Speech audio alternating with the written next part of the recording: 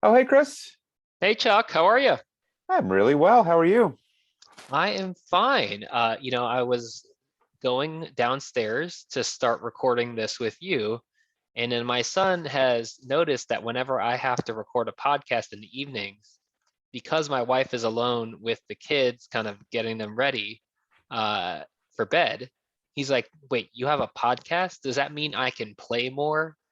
Because he knows that it's no longer man on man, man to man. It's my wife's playing zone at that point, so he loves the pods. I love it. I love it. Figuring it out early. Yeah, well, I've had bath and bedtime duty the last couple of nights, and it has not been a ball. So thank you for the escape. Now, does the family have a schedule for these things, or is it kind Oh of yeah, we try to be as scheduled as we can. We were scheduled from the get-go with the sleep training and everything because my wife, also a physician, as you know, we really needed our sleep in order to take care of patients. And I was actually talking to a friend of mine who he's an ophthalmologist in New York City, and he and his wife, another dual physician house, they have a 7 month old, and he's like, how do you do it? And I'm like, well, the thing is, on the nights when we were sleep training, each of the kids, if it was a surgery day the next day, I was allowed to sleep. So I loved my pre-op days because I got to sleep, which is funny because patients actually, sometimes they'll come up to you, you go and say hi to them and holding, and they're like, you ask them how they're doing, and they said, more importantly, how are you? And Yep. some will say, did you sleep? I was like, actually, yes, thank you. Yeah, that question first thing in the morning is so important because let's be honest. I mean, thankfully, I think both of us are pretty high energy, and when we get there in the morning, we show it. But there's days where whatever happened the night before, and you're rolling in, and you're kind of tired, but you can't let that show. Yeah, exactly. But I think, you're up pretty early. I'm up pretty early. I've made a routine of doing the exercise thing. And, that's so, starting, going and seeing a patient and holding almost feels like, the end of the first quarter. So, It's true. It's very, very true. I love it. so how are you? What's going on in your world? Well, I think that what's going on in my world is is the topic we're going to tackle today, and we don't want to jump into it quite yet. But what's going on in my world is managing a department that has 600 people of varying categories, but really struggling with employment and keeping people happy, keeping people engaged. There is a constant. We've never seen turnover like this before. It's really super interesting, and we are really struggling to figure out how to get to the bottom of this if it's possible at all. Well, I mean, the enterprise is so much bigger. I mean, as a resident, you feel like you only see the faculty and the other trainees, and you kind of get a sense of the staff, but you have no idea how big of an enterprise that this department is. So, I mean, just to give people a sense, I mean, how big is our department in terms of surgeons, and then non-surgeon physicians, and then APPs? Yeah, you would think I would be able to give you those numbers, but that's also a moving target. Now we have roughly, I would say we have roughly 70 surgeons. Now we just brought over a 9 neurorehabilitation physicians. So we now have about 20, actually 23 non-operatives, and maybe 10 APPs. So we are massive. And then the support staff and the billing office and so much back end work. It's really remarkable. I mean, we're very fortunate. We have a great group of people that, the part of it is our department it really is a good place to work, and the university is a good place with great benefits, but it's a struggle now. It's just hard. So we have 70 surgeons. I did not realize we had that many. I think it's 70. It's a great question. I think it's about 70. And we clearly have too many hand surgeons, or not enough, depending on who you ask. We do not have enough. I can bear witness to that. Oh man. Well, one of the things that keeps us excited about coming to work is the podcast, and we do love our podcast community. And I wanted to read a fantastic 5-star review from Chelsea Cratter. So this was left earlier this month. So thank you, Chelsea. And it says, as a hand therapist, I love hearing the hand surgery perspective from Chris and Chuck. So often I am left guessing how surgeons make their decisions. Me too. And it has elevated my clinical practice by hearing their well-informed perspectives.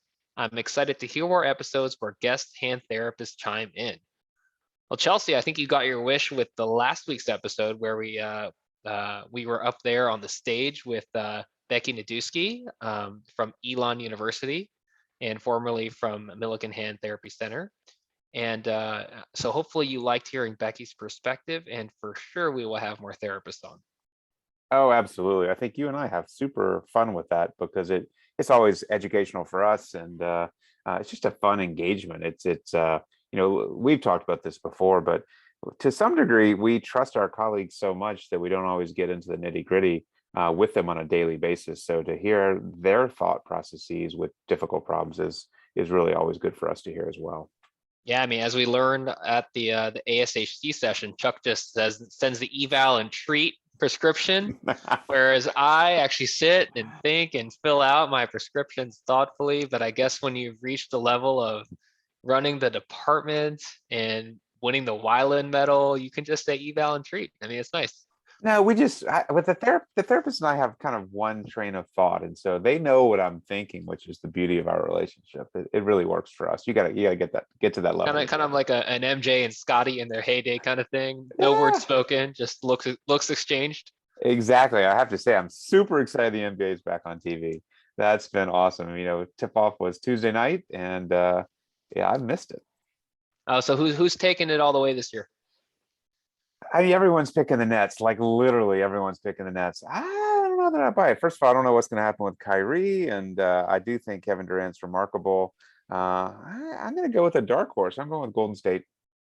Ooh, whoa, that Mhm. is a dark horse. I've heard of that team before. They If kept Yeah, if Clay comes back where he could come back, they have a real shot. If he doesn't get back to his previous level before the two injuries, then that'll look like a really bad pick. wait, he had a second. I thought he had the ACL, right? He had the ACL and then was recovering from the ACL, and he had an Achilles. Oh, yeah, so he's not coming. I mean, come on.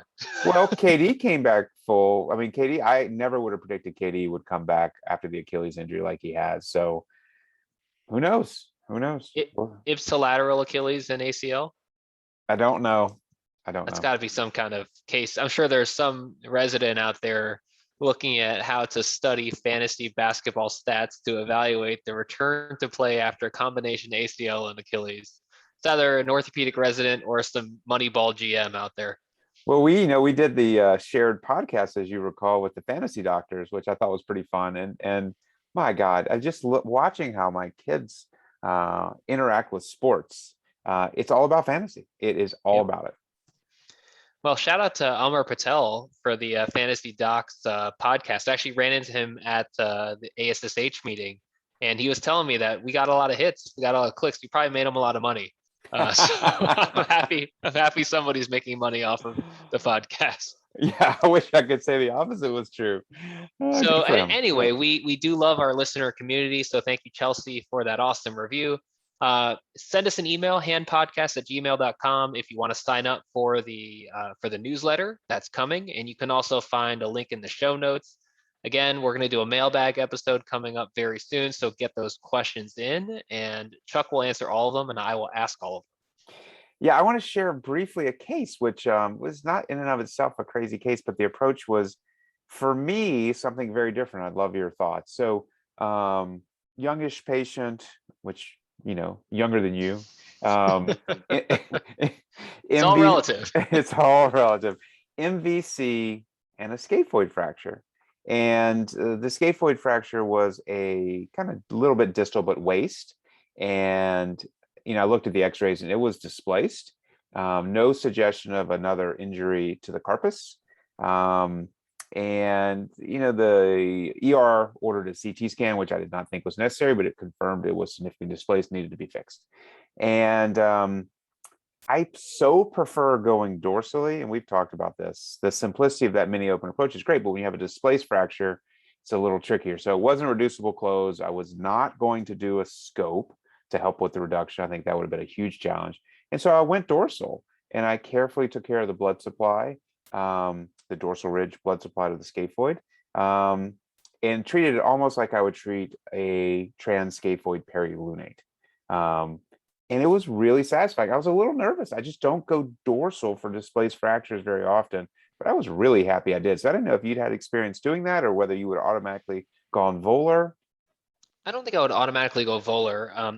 So the path I thought you were leading me on was that it was a high energy injury with comminution and making a really hard reduction read, which I have seen, and that is not fun at all.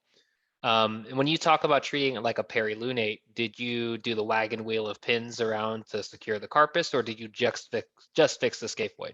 Yeah, I made the point to the trainee that we have to rule out an LT injury because there's no bony injury, but I only had to fix the scaphoid. But it was that perilunate, transcaphoid perilunate type fracture. There was some comminution, and those are not always easy to get the reduction. I think the reduction came together reasonably well, but really a huge amount of focus on preserving the blood supply.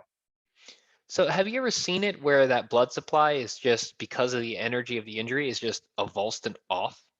In perilunates, I have where everything Yeah. kind of goes to hell, but not in this case, thankfully.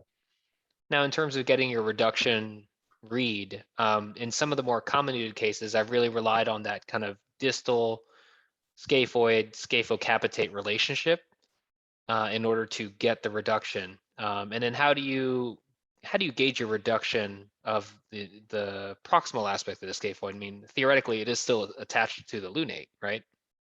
Yeah, so for this one, we did use the capitate to help us with our reduction, which was super helpful. We immediately put in a derotation wire, a 4-5 free wire, which really seemed to help us. And then we could really check our reduction both clinically, radiographically, and then it allows us to flex the wrist to get that antegrade K wire in. So once the blood supply was protected, we got the derotation wire in. The case was done, which was really satisfying. And I guess I walked away thinking, I don't know why I was nervous about it in advance, and maybe some readers will tell me, or some listeners will tell me that I shouldn't have been nervous, but I felt good afterwards that we had done the right thing for this patient and simplified the surgery and simplified the recovery. So I will go classic Chuck style. Two things. I love it.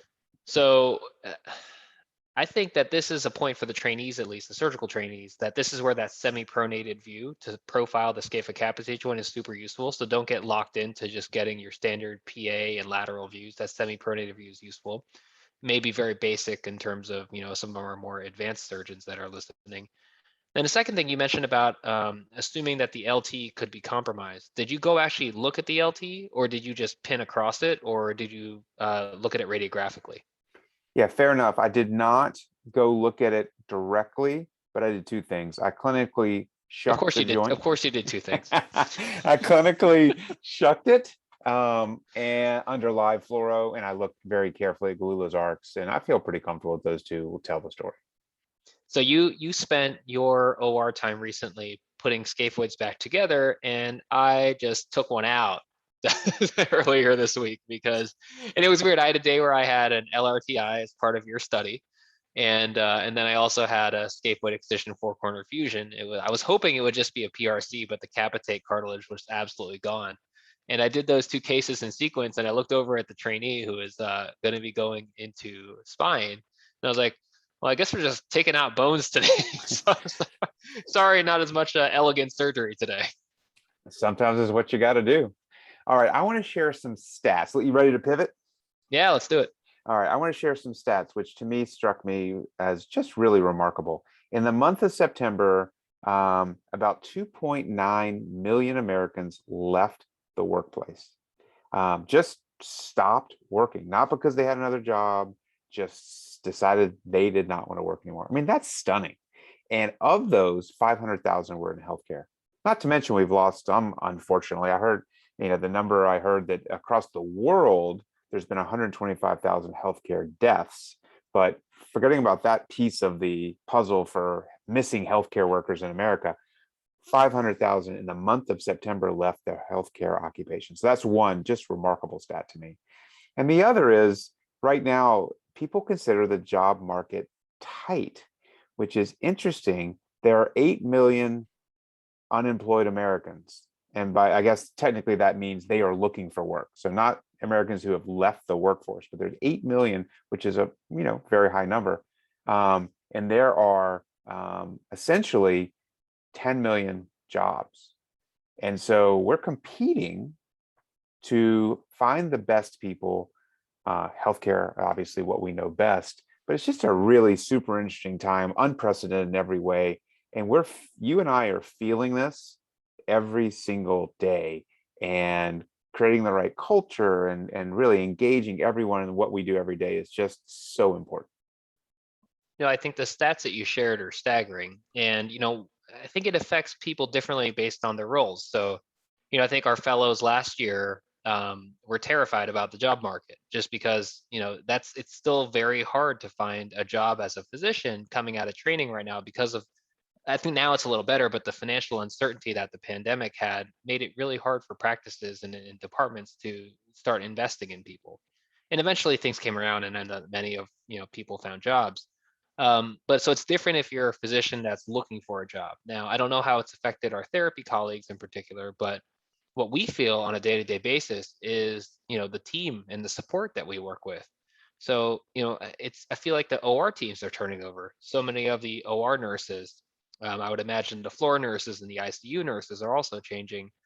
And because of this competition for resources, you have this entire group of nurses that are working as traveling nurses because they can make a ton of money. And in some places, get hazard pay if they choose to do so. And so that's leading to this incredible churn of a system where you have dismantling of the teams and the people you usually work with, which can have certainly implications for the flow and the efficiency of the OR. And then I'll let you, talk a little bit about what it does in the outpatient clinic support staff. Well, yeah, I mean, so one great example, I think I agree with everything you just said. One great example is we have an injury clinic, and we've had an injury clinic for, I don't know, 5, 6 years. And traditionally the hours were from 12 to 8. And then when the pandemic hit, we cut that back to 7 p.m. just because there wasn't a need, and then 6 p.m. because there wasn't a need. And now there absolutely is a need to open our hours back up, but we cannot staff our injury clinic. So yes, we can generally staff our clinics pretty well, but anything that's outside the ordinary is just less appealing to potential healthcare workers. And so we're having trouble filling the void. And so you can throw money at a problem, and there's all kind of problems with there are all kind of challenges with just throwing money to solve a problem. But that's part of the solution, honestly.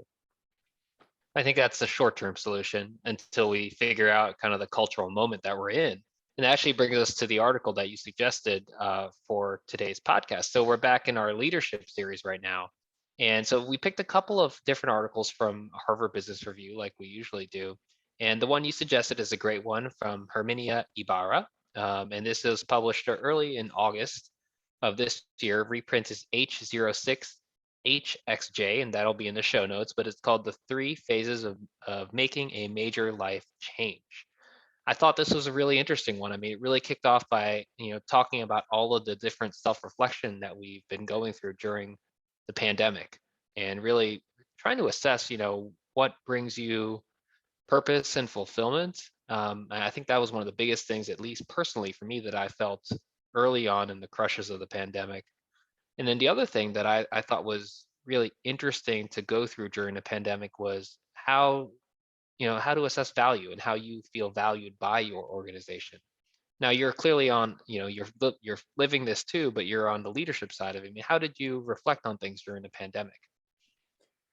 Yeah, part of this article, let me just share one quote which I've thought a lot about, and it's basically it says we rarely think our way into a new way of acting, rather we act our way into new ways of thinking and being. I really like that. And so part of the gist of this article is getting to the whole reconsideration of our values, and the point is that not that I'm not that I'm encouraging anyone to take a break, but if you took a break, just like a lot of our employees took a break during the height of the pandemic, then you had time to get out of the daily grind and to really self-reflect. And during that time, people took up new hobbies and did new things. And that, I think, is contributing to people saying, well, why would I want to go back and do exactly what I did before? It was really tough and not all that fulfilling, and I wasn't paid enough.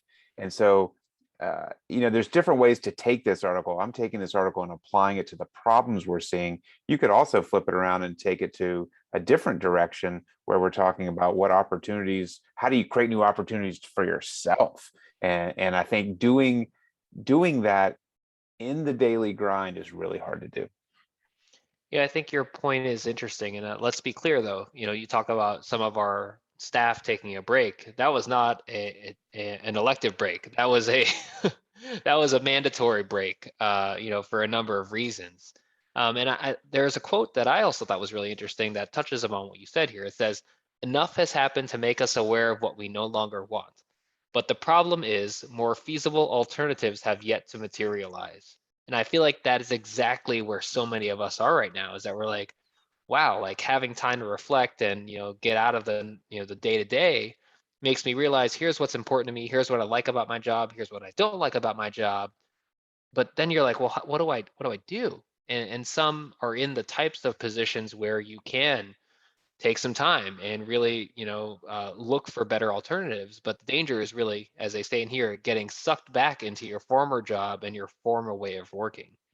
And they go on to break down their this article into three sections, and one of them is this concept of the benefit of separation. So they talk about this habit discontinuity, which was a very fancy term to me.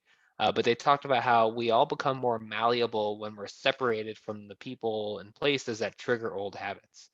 Now, it's kind of touches upon what you talked about how all of a sudden you're no longer in the day-to-day, for example, clinical environment, and then you're like, wow, maybe I don't need to live my life like this. Yeah, that's exactly right. That's exactly right. And their argument is that change, whether you're looking for change or whether it's thrust upon you, starts with separation, getting outside your normal self. And the follow-up quote is that recent research has shown how much our work networks are prone to the quote narcissistic and lazy bias. The idea is that we are drawn spontaneously to and maintain contact with people who are similar to us. We're narcissistic, and we get to know and like people whose proximity makes it easy for us to get to know and like them. We're lazy. And so that's why you got to get out of the ordinary, out of your routine to have a chance to make a change. And just circling back to what you said before, I think what sort of as an employer we're hoping for is that certain people have, even if they don't know what's next for them, they've still quit their jobs. And so they are looking for what is next. And ultimately, hopefully enough realize that either, yeah, that job was good enough, or others might say, yeah, I want to get into healthcare because what a great field to be in. But that we're waiting for all this to play out. And we don't know how long it's going to take to play out. Yeah, I think it doesn't help that we're still, in some ways, in the throes of the pandemic. Certainly not at the peaks, but it's still obviously top of mind for everybody, and it's going to continue to be an issue. I'm wondering how many of our listeners realize that Chuck and I probably have fallen victim to this narcissistic and lazy bias by continuing to do a podcast throughout the entirety of the pandemic.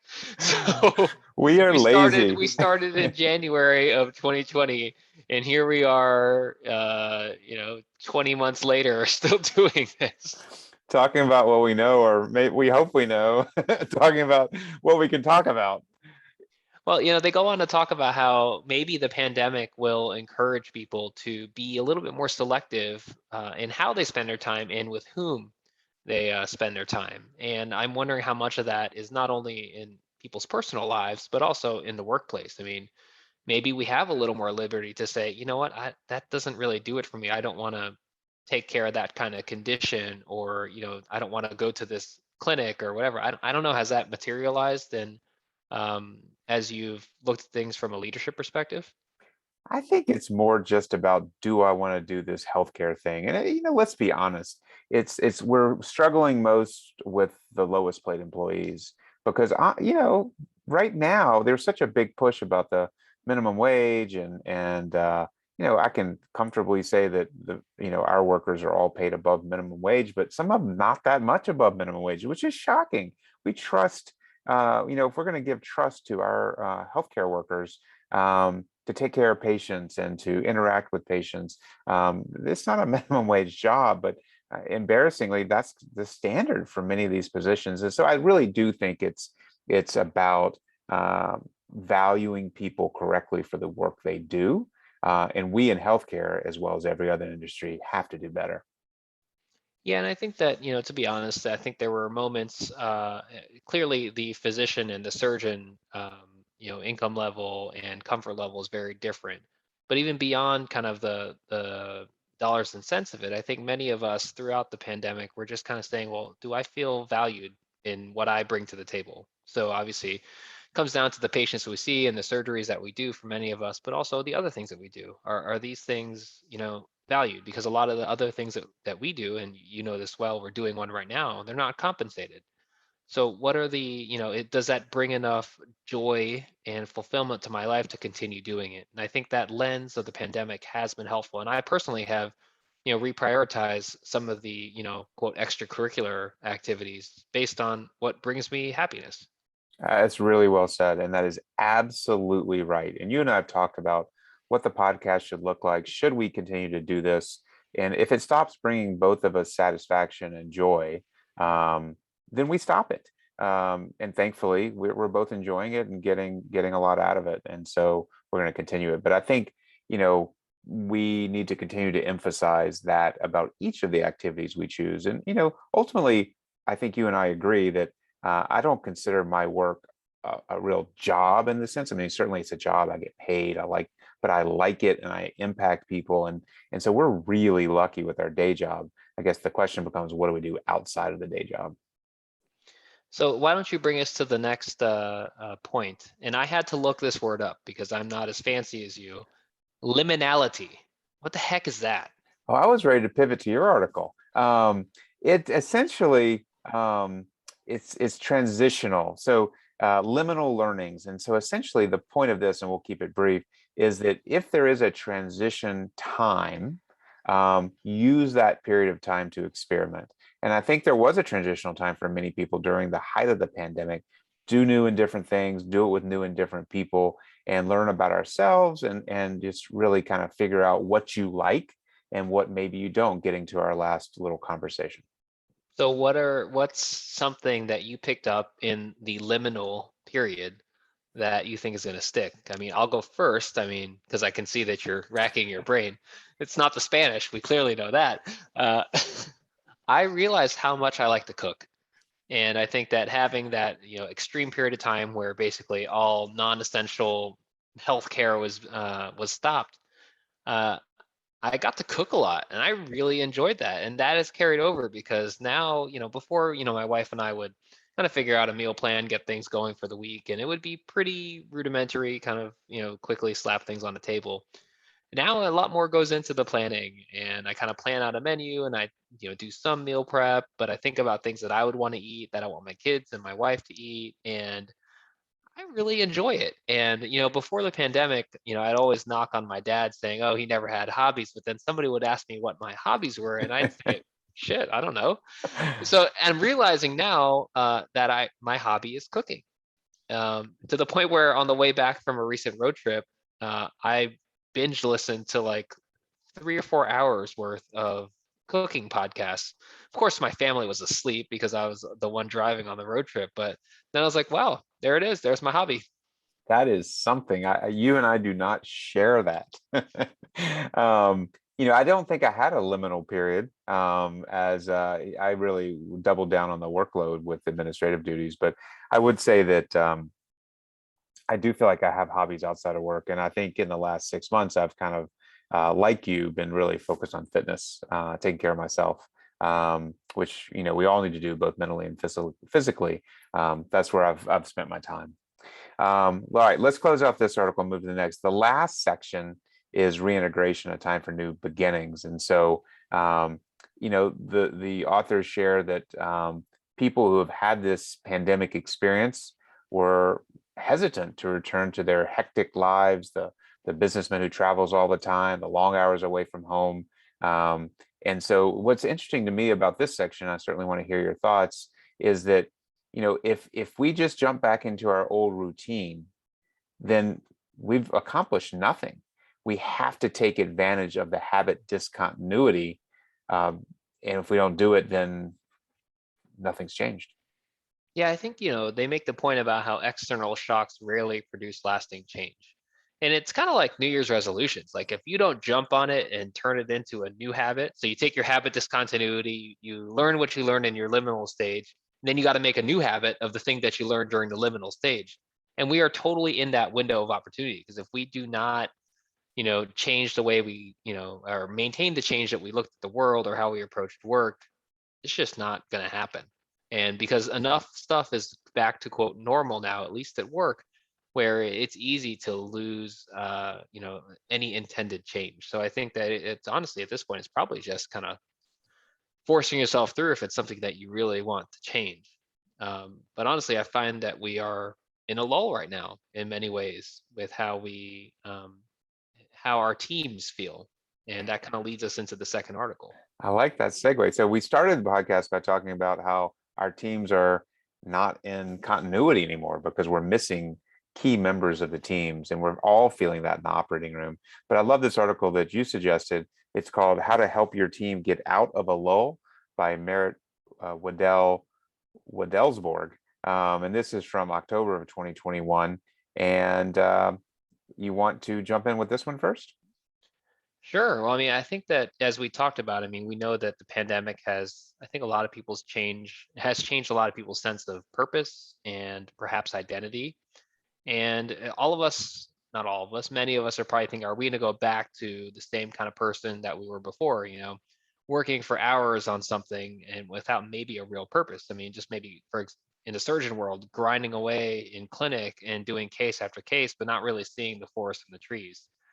And they make the point about how traditional ways of motivating people, whether that's through productivity incentives, kind of the rah-rah speech, et cetera, aren't going to work in this setting. So how do you approach that from a leadership perspective? Because as you mentioned, you're in charge of motivating, a substantial number of physicians and, healthcare providers, and then also staff. So how do you approach that in the current moment? Yeah, there's so many ways and different tactics we're trying. We want to connect with people on a way that we haven't done in a long time. And shame on us, let's be honest. In the name of efficiencies and sensitivities, we don't have a golf tournament in the department anymore, and we stopped having a Christmas party, at least the whole department. And communication from leadership to frontline employees has been limited. And I think we've always done a pretty good job of communicating with the physicians, but I think doubling down there. But getting to the real point is engaging with each and every member of the department, having them feel, not just feel, but really have a role, a purpose, and share our department goals, missions, impact on our community. We want to understand what people think about different situations. And of course, leadership ultimately has to act in the best interest of the department, which won't necessarily align with everyone's thoughts and personal goals. But it is that engagement which we have to accomplish in a way we've never done before. Yeah, I think, well, I think realizing that the engagement and the energy and the connection are probably the most important things in the current environment. I mean, because the environment now is different than, when the department was established in the late 90s, and to when the department was really hitting its, peak at that point in terms of productivity in the last 2 decades. It's just different now. People expect different things out of their employer now than they did before. And I think the pandemic has brought that into a crystal clear focus. I think one thing that, oh, No, well, I was just going to say people expect something different from their employer, and they're looking for something different for themselves and their families. Sorry, I didn't mean to interrupt. oh no, it actually brings me to the one of the main things I thought was interesting about this article was this concept of a psychological contract. And they go on to define this as the often unwritten and unspoken contract is the psychological contract is what makes you feel bound to your team.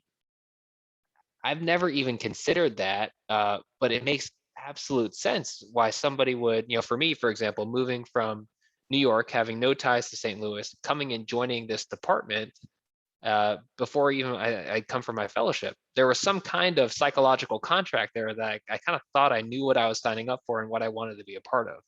Is this psychological contract something that you consider at a leadership level or even personally? I've never named it, but I absolutely see it. And there's people that, have job offers, and especially at a place like our institution where departments are independent, functional units. And we in orthopedics have been really lucky to have different manager type personalities that are really good at what they do. And I've often wondered why they're not hired to other departments. And of course, some of them are, but it's a psychological contract with the work they are doing and the people with whom they work on a daily basis. And I absolutely feel that's why the interactions that you, Chris, have with your team creates that contract. The interactions that I have with management teams for different areas of the department hopefully creates that. But I think it does get back to the team. It's about really everyone's a part of the team. And I think, we, the surgeons, may lead the team, but our role is evolving and is perhaps considered differently than it was 20 years ago. Well, so now that we can put our finger on this thing that we all kind of was in the air, but we never could quite point out, this psychological contract, how do you adjust that contract and both the dynamic of that contract in the setting of people? We're all exploring our identities now and trying to figure out who the heck we want to be, and what matters to us. I mean, how do you approach meeting people in the middle of something they're still trying to figure out? Well, and not trying to denigrate other industries, but we have the luxury of working in an industry that gives purpose. Every single person in our department can see the purpose in our work, can get the direct verbal feedback of the impact of our work. And I don't think there's anything more valuable from a contract perspective than that. But ultimately, we also have learned we have to meet people. It's not Chuck's way or the highway. We have to meet people where they are in kind of their lives and what they're looking for. And not every job situation's flexible and fluid, but we have to be different. We can't be rigid like we have been historically. So to bring us to a close, I mean, if we were to re-examine this podcast in 6 months or a year, what do you think is going to be different at that point? Do you think we're still going to be in the thick of it, or do you think we'll be at the tail end of this kind of American reckoning? Not American, but I think a global reckoning of kind of individuality and sense of purpose. Again, I think healthcare is going to be fine because I think people are going to. I think there's going to be better pay for all employees in healthcare. I think that'll be important, but I think we're going to even out as people figure out what their future holds and gravitate towards jobs with purpose. I really believe that. I hopefully it's not fantastical thought, but I really do believe that. But I do think we're looking at 9, 12, 15 months before things reach a steady state. And so all these open positions we have in orthopedics in our department in St. Louis, Missouri, are not going to be filled in the very near future. And so our work is going to continue to evolve. Just like we evolved with telehealth. Things are going to change. We're going to have to find different efficiencies to work around our shortcomings. Because let's face it, when you have as many job openings as we have, what happens? Well, the burden goes on those that are remaining. And the last thing, so we are really focused on retention more than recruitment now, because the recruitment path is just tough. Thanks for painting such a rosy picture for all of us. No, I feel passionately about what I do, but the realities are tough. I'd be interested with other listeners if their experience. I can't imagine the experience is different no matter where you live, but certain organizations may fare better. I would wonder whether more holistic organizations do better in situations like this. Do they maintain their employees? My gut sense is it's the same, because we hear about strikes in healthcare organizations at places where we wouldn't expect that. So I think we're all struggling with the same thing. Great. So we've recorded this episode and we've come to the conclusion that we're struggling. We don't really understand the thing that we tried to understand 30 minutes ago. Yes, and we talked about loving our podcast. So I hope we're still loving it after that rosy outlook. Awesome. Let's revisit this in a year and see where we are. That sounds great. Great talking. Great talking. Hey, next week we're going to have Jeff and Steve back on. Very exciting to hear how they're doing in practice. Bring back some of our favorite recurring guests, and it'll be good to talk to everybody then. It will be fantastic, and I can't wait to hear about their instructional course lecture at the Hand Society meeting. And if anybody has any thoughts on how the pandemic has affected them and their organization, please let us know, handpodcast@gmail.com. And hopefully you have more answers and a rosier picture than we just painted. Take care. All right.